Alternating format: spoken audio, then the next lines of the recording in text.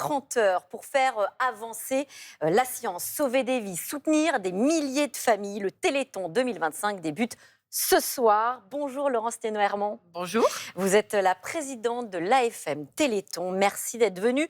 Journée bien remplie pour vous. Oui. Quelle a été votre première pensée au réveil ce matin ?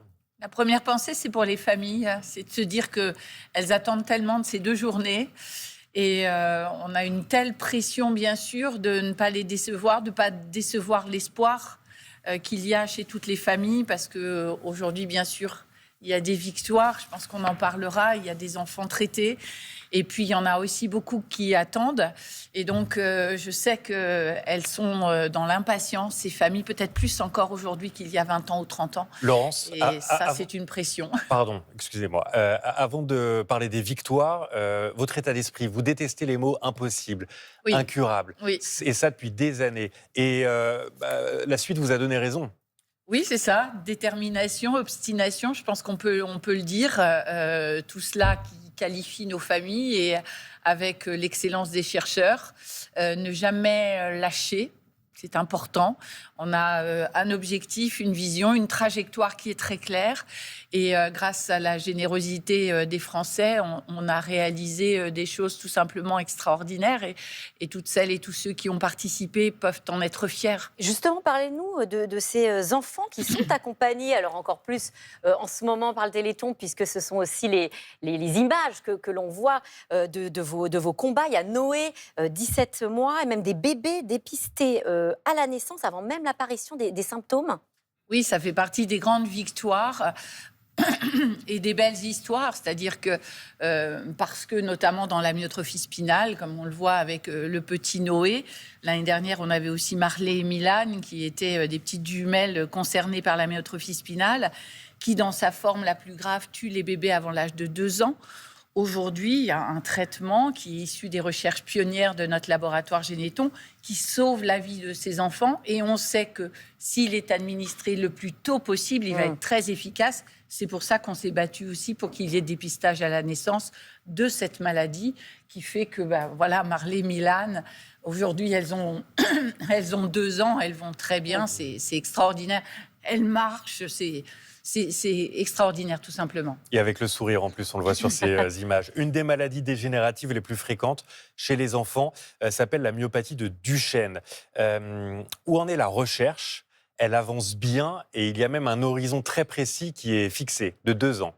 Oui, tout à fait. Alors, dans la myopathie de Duchenne, maladie emblématique du Téléthon, c'était la maladie qui concernait la fondatrice de notre association sur cet enfant. C'est une maladie neuromusculaire, de dégénérescence exactement, des muscles. la plus grave, et celle qui touche des enfants, et maintenant qui peuvent vivre plus longtemps, mais pour autant avec une évolution de la maladie qui fait que les enfants ont du mal à se relever du sol seuls, ils ont du mal à monter les escaliers. Ensuite, il y a une problématique de motricité des membres supérieurs, respiratoire, cardiaque. Et dans cette maladie ô combien emblématique, aujourd'hui, en effet, un essai qui est porté par le laboratoire Généton et 3 enfants qui ont été traités à la dose thérapeutique.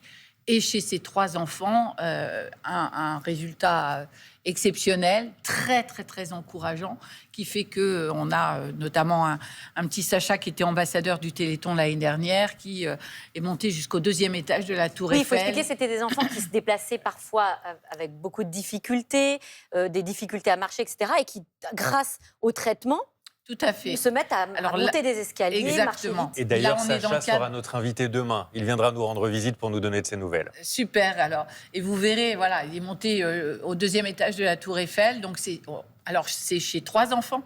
Maintenant, il faut pouvoir multiplier ce succès sur plusieurs dizaines d'enfants avant que ça ne puisse devenir un traitement disponible pour le plus grand nombre.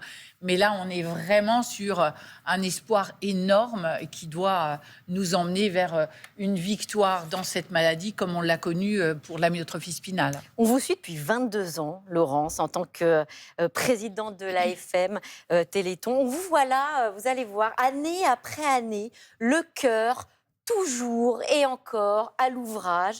Quel est votre souvenir le plus fort de toutes ces années passées ? Le souvenir le plus fort, c'est de voir des enfants traités, des enfants guéris. Avant, je n'avais que des larmes de douleur.